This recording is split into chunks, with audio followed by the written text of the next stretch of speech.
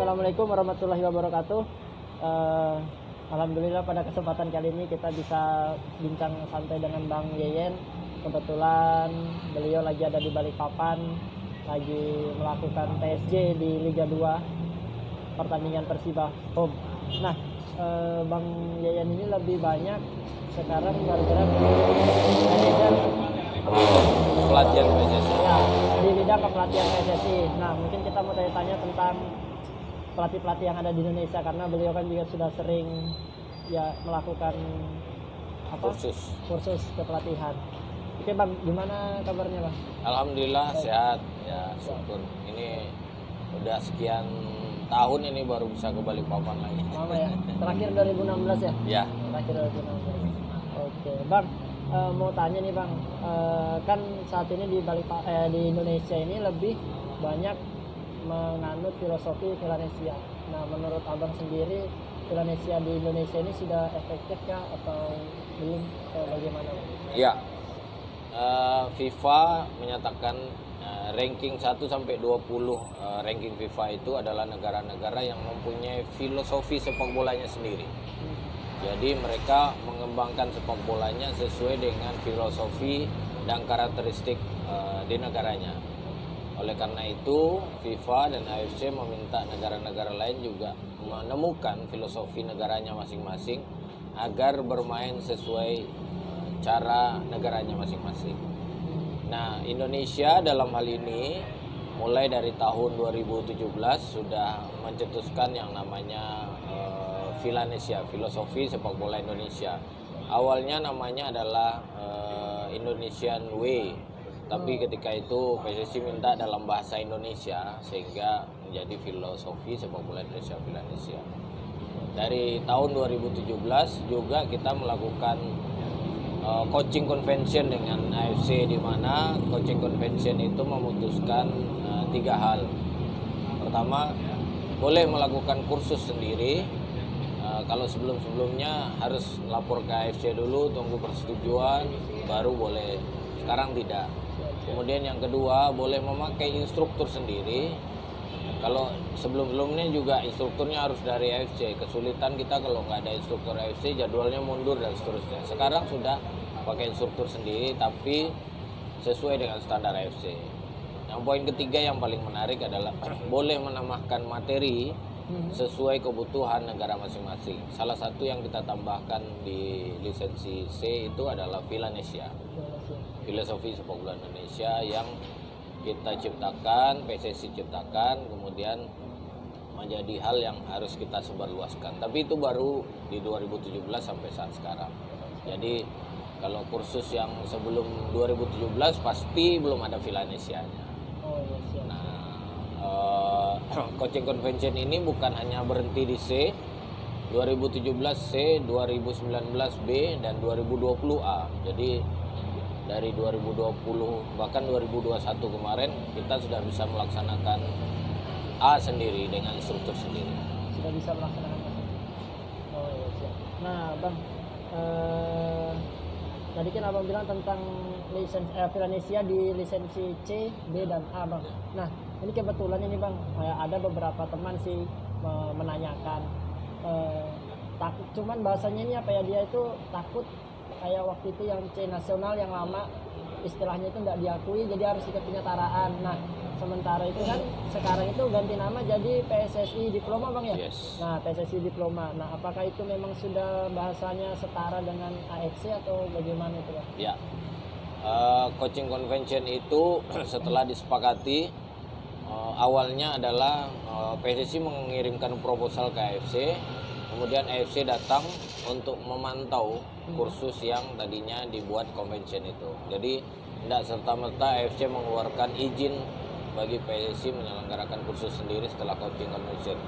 C, kita selenggarakan C, modulnya kita tambahkan Villanesia, terus orang AFC ini datang memantau pelaksanaannya, anak peraganya, tempatnya, lapangannya, semuanya. Kemudian mereka balik ke meeting di Departemen Teknik AFC, kemudian memutuskan iya oke, baru diserahkan, dikasih sertifikatnya. B juga sama, di 2019 kita mengirimkan proposal dengan modulnya kita, yang sebenarnya B sebelumnya itu di AFC hanya 3 minggu, Iya. ya kita menjadi 4 minggu, bahkan kita bagi menjadi 2 modul. Modul 1-2 minggu, kemudian ada jeda di tengah-tengah 1 bulan, itu ada logbook, analisa pertandingan 4, ada disertasi dan visit klub. Baru dia masuk modul 2 minggu lagi, menjadi total 4 minggu. Itu juga disetujui oleh AFC di 2019 dan kita dikasih sertifikatnya. Kemudian A itu di 2020 kita menyelenggarakan, kita kirim proposal ke AFC dan AFC datang. Dan programnya menjadi bertambah karena kita menambahkan apa yang kita butuhkan. Apa saja yang kita tambahkan ya Villanesia, ya terkait psikologi, terkait priorisasi dan physical fitness, kemudian media. Nah, itu menjadi 6 minggu. Yang kalau AFC itu modulnya hanya 4 minggu. Hanya 4 minggu. 4 minggu kita menjadi 6 minggu dan itu kita bagi 3 modul. Modul pertama ada jeda, modul 2 ada jeda, modul ketiga, dan setiap jeda itu selalu ada logbook, analisa, disertasi, visit klub. Itu. Nah, kenapa namanya berubah menjadi diploma? Karena setiap negara yang sudah coaching convention itu menjadi miliknya negaranya masing-masing. Sertifikasinya dikeluarkan oleh negara masing-masing. Pertanyaannya setarakah? Setara. Karena AFC sudah memberikan sertifikasi terhadap modul yang kita presentasikan di saat mereka melakukan pemantauan. Jadi jangan ada keraguan bahwa tidak diakui dan segala macam. Justru sekarang AFC memberikan wewenang dan tanggung jawab itu kepada Indonesia dalam hal kepelatihannya masing-masing. Bukan hanya Indonesia. Untuk lisensi A memang baru ada 11 negara Asia. 11 negara. Indonesia masuk ke nomor 9 kemarin. Kita nomor 9 yang dikasih izin. Setelah itu ada nama negara lagi. Di lisensi B yang coaching convention ada 25 negara. Kalau yang lisensi C itu semua negara Asia sekarang sudah mendapatkannya. Dan AFC juga menyatakan kalau license itu harus di-upgrade. Kalau diploma itu permanen. Permanen gitu. Ya, jadi semua negara yang dapat coaching convention merubah namanya menjadi diploma. Di Malaysia sama, di Australia sama, Singapura sama. Sertifikat yang dikeluarkan menjadi C diploma, B diploma, A diploma. PSSI hanya menambah di belakang PSSI C diploma, PSSI B diploma, PSSI A diploma karena punyanya federasi gitu. Kalau kasusnya lisensi nasional ini adalah cerita lama sekali. Ketika waktu itu AFC menentukan bahwa lisensi C itu ada batas usia 35 tahun. Yang boleh ngambil. Yang boleh ngambil. Ya, batas maksimalnya. Nah, banyak para pelatih kita yang terutama yang dari lapangan jadi pemain itu beralih profesi menjadi pelatih setelah berhenti main bola dan usia 40-an. Maka terkendala. Nah, saat itu bagi pengurus yang sebelumnya itu mensiasati dengan tetap memberikan materi yang sama tapi melakukannya untuk nasional, untuk kebutuhan nasional. Nah, tapi regulasi itu kan terus berubah. Maka AFC tidak mengakui yang nasional waktu itu. Nah, jalan keluar yang dilakukan oleh PSSI di bawah kepemimpinan Pak Muhammad Irawan dan Direktur Teknik Coach Indra, kita melakukan penyetaraan sehingga lisensi nasional itu sudah tidak ada lagi dan sekarang sudah disetarakan dengan lisensi diploma. Jadi sudah selesai semua. Selesai jadi permasalahan. Ya, gitu. Nah, jadi buat teman-teman pelatih jangan takut kalau misalnya mau ngambil C diploma karena memang sudah setara dan diakui oleh AFC. Nah, Bang, kembali lagi kita mungkin ke lisensi D nih, Bang ya. Kita ke lisensi D. Kebetulan saya juga punya lisensi D sudah, Bang. 2018 kemarin baru ambil.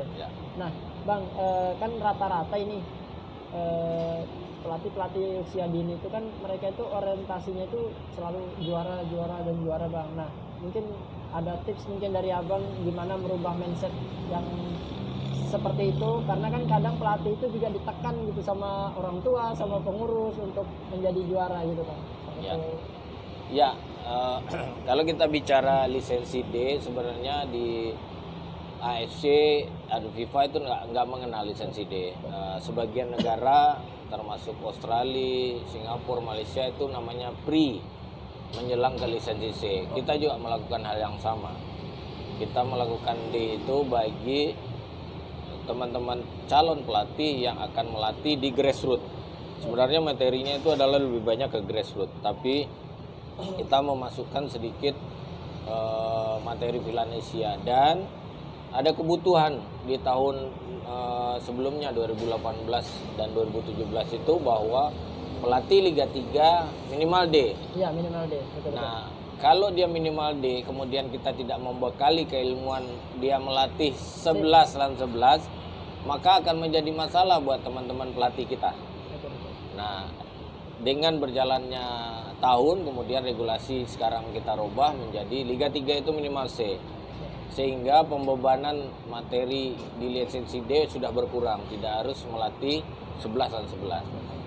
Nah, terkait Villanesia ini adalah hal yang sangat membantu bagi pelatih-pelatih kita, karena selama ini kita kursus tidak ada panduannya. Nah, hanya ada panduan dari AFC, tapi itu sudah lama sekali. Kalau modulnya AFC itu tidak berubah sampai saat sekarang itu sejak 2012.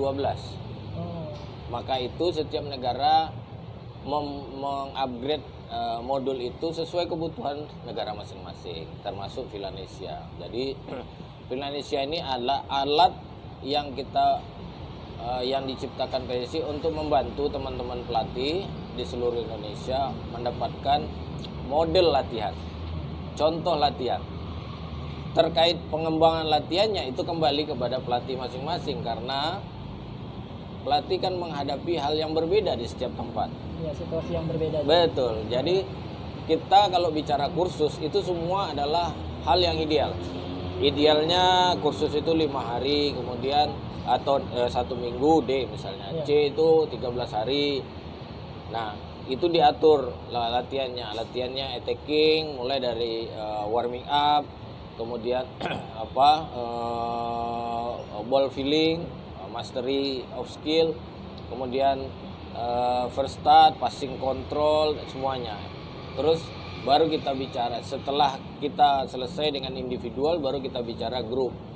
Bagaimana individual defense, group defense, individual attacking, group attacking. Kan baru setelah itu baru bicara grup, game 4 lawan 4, 5 lawan 5, 7 lawan 7, 8 lawan 8. Nah, itu yang sebenarnya yang kita antarkan di lisensi D. Supaya menuju ke lisensi C, teman-teman pelatih itu sudah tidak kewalahan atau tidak terlalu banyak materi yang baru. Dan bahkan ada regulasi di AFC itu, AFC maupun di dunia, mantan pemain timnas itu bisa langsung C karena mereka adalah pelaku. Bagi yang non itu yang harus memulai dari D. Nah, kalau pertanyaannya terkait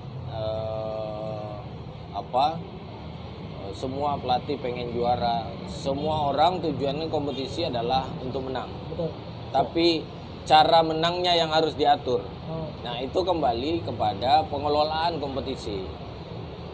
Misalnya kompetisi ini tidak ada tim yang juara, atau kompetisi ini mempertemukan semua tim, hasil tidak perlu menjadi ini, dan itu kembali kepada bagaimana mengelola kompetisi. Nah, oleh karena itu FIFA dan AFC menyatakan ada 3 pilar yang penting dalam membangun tim nasional. Pertama adalah youth development, perkembangan pembangunan usia muda. Kemudian kalau youth developmentnya udah ada, harus ada youth kompetisi, ada kompetisi usia muda. Tapi yang 2 ini harus sejalan dengan youth, dengan coaching education, kursus kepelatihannya, supaya ini kalau ada pemainnya, ada pelatihnya. Poin yang utama adalah pemain hebat lahir dari pelatih yang hebat. Maka pelatihnya dulu yang diperbanyak, sehingga kualitas pelatih ini yang menciptakan kualitas pemain. Lah kalau pemainnya ada banyak, pelatihnya nggak ada, kan terbalik. Dari data kami di PSSI, kurang lebih SSB se-Indonesia yang didaftarkan oleh Asprof itu kurang lebih 5 ribuan. 5 ribuan? 5 ribuan. Luar biasa. Oke. sementara dari data kami, kebetulan saya juga ketua Asosiasi Pelatih seluruh Indonesia, itu juga pelatihnya 5.000.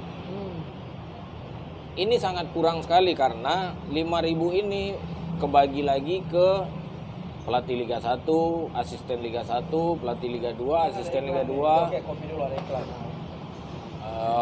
Kemudian pelatih Liga 3, Suratin dan 17, 15 dan 13. Ada lagi Elite Pro. Oh iya betul. Kan? Maka dalam hal ini kita harus melihat kebutuhannya. Kalau kita bicara 5.000 itu 2.000-nya udah kepotong dan untuk kompetisi tadi berarti hanya 3.000 untuk 5.000 SSB. Satu SSB ada berapa kelompok umur? 10, 12, 14, 16. Satu kelompok umur ada pelatih, berapa pelatih? Pelatih kepala, asisten, pelatih kiper dan seterusnya. Maka sesuai kebutuhan itu kita masih kekurangan pelatih kurang lebih 15.000 pelatih. Masih kekurangan sebanyak itu, Coach. Ya. Siap. Untuk memenuhi kebutuhan yang tadi. Nah, oleh karena itu PSSI di bawah kepemimpinan Pak Ketua Umum mengejar ketertinggalan itu dengan meningkatkan sumber daya manusia termasuk kepelatihan, memperbanyak kursus D, C. Nah, di 2 tahun terakhir dari 2020-2021, C ini tadinya dikelola oleh PSSI, sekarang diserahkan dikelola oleh Asprof. Harapannya adalah Asprof menentukan kebutuhan pelatih lisensi C-nya berapa banyak, maka dia mengajukan ke PSSI. Ya, di 2020 itu sudah ada 15 kali kursus C di Asprof pada saat COVID. Saat COVID. Tahun ini kita berharap ada 50 kali lisensi C di Asprof yang kita dorong setiap tahunnya. Nah, sampai pertengahan tahun kemarin sudah ada sekitar 12 kursus C. Nah, ini sampai akhir tahun, biasanya di akhir tahun di November dan Desember itu banyak sekali kursus D dan C, terutama daerah-daerah yang mengandalkan APBD. Mereka mengalihkan beberapa kegiatan itu kepada kursus.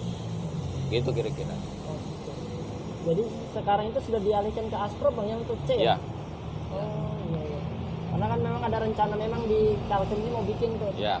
Tapi masih ngedata apa namanya ini pelatih-pelatihnya yang siap ikut. Maka itu kami membantu dengan mempercepat pembentukan asosiasi pelatih sepak bola di provinsi masing-masing supaya APSI mendata anggotanya. Oh, di Kaltim ini sudah ada misalnya 100D. Iya. Kalau 100D berarti 50%-nya berarti bisa 2 kali C. Diaturlah jadwalnya. Oh, 1 tahun 2 kali berarti di bulan Maret atau di bulan November duanya gitu. Gitu kira-kira. Jadi sama dengan PSSI mengajukan ke AFC kan sesuai kebutuhan PSSI. Iya, betul. PSSI juga berlaku sama kepada Asprof. Asprof membutuhkan, kami siapkan. Bahkan minggu lalu kita baru selesai dengan melakukan workshop dan kursus untuk rekrutmen instruktur sama direktur teknik Asprof. Jadi 34 Asprof sekarang kami sudah persiapkan ada direktur teknik yang akan memikirkan soal teknisnya di provinsi masing-masing. Oke. Gitu, kira-kira. Terakhir nih Coach, sebelum nanti maksudnya minta pesan-pesan lah buat pelatih-pelatih di Balikpapan khususnya lah ya Coach ya. Kan ini tujuan ikut ini ke Balikpapan ini kan saya lihat kemarin tuh untuk TSG ya Coach ya. Nah itu maksudnya itu apa itu Coach? Untuk apa gitu nah bahasanya Coach? Ya, di setiap event atau turnamen dilakukan oleh FIFA, AFC maupun PSSI itu selalu ada TSG. Itu TSG itu kepanjangan dari Technical Study Group. Tim yang dibentuk untuk menganalisa pertama perkembangan sepak bola secara keseluruhan, termasuk juga menilai beberapa poin the best, misalnya best 11, best coaches, best player, best young player, seterusnya. Itu yang diumumkan oleh federasi. Tapi kaitannya dengan pendidikan itu adalah bagaimana kita melihat sepak bola Indonesia saat sekarang, kemudian tren yang terjadi, kita compare dengan sepak bola internasional. Di mana levelnya Indonesia, sehingga kalau ada gap, maka gap ini apa? Dan gap inilah yang kita akan masukkan kepada program atau modul-modul kepelatihan supaya kita bisa mengejar. Itu kira-kira. Jadi hasil dari TSG ini adalah rangkuman dari sepak bola Indonesia yang nanti akan disampaikan ke beberapa klub dan masuk ke program coaching education PSSI. Siap. Oke. Jadi baru paham ini PSG itu apa itu. Iya, Coach. Oke, Coach. Terakhir nih, ada pesan nggak buat pelatih-pelatih di Balikpapan atau khususnya di Indonesia yang melatih khususnya itu di usia dini lah? Ya. Izin saya atas nama Asosiasi Pelatih Sepak Bola Seluruh Indonesia dan juga Kepelatihan PSSI mengimbau menyampaikan kepada teman-teman pelatih. Pelatih itu adalah role model dari para pemainnya. Maka jika pelatih melakukan hal yang salah, maka akan ditiru oleh anak-anaknya. Dan ada regulasi pelatih yang menyatakan bahwa ketika di dalam sebuah pertandingan dan pelatih itu ada di bench, pelatih adalah orang terakhir yang boleh marah. Kenapa? Kalau pelatih yang duluan marah, maka satu bench itu akan marah. Tapi kalau pelatih pada saat terjadi momen-momen krusial, dia tidak marah, dia hanya duduk. Saya yakin tidak ada satupun yang di bench itu berani marah ke dalam lapangan. Ingat, pelatih adalah profesi yang mulia yang menciptakan anak-anak bangsa menjadi pemain terbaik. Sama dengan guru, pahlawan tanpa tanda jasa. Tapi itu pelatih yang mana? Tentu pelatih yang melakukan yang terbaik buat para pemainnya. Yang terakhir adalah sepak bola Indonesia akan lebih baik oleh orang Indonesia sendiri, bukan oleh orang asing. Assalamualaikum. Oke, siap. Oke, terima kasih waktunya Bang Lilian sudah mau berbagi, mau sharing buat teman-teman yang nantinya akan nonton di YouTube Karyano. Mungkin itu aja. Terima kasih. Jangan lupa like, comment, and subscribe. Bye.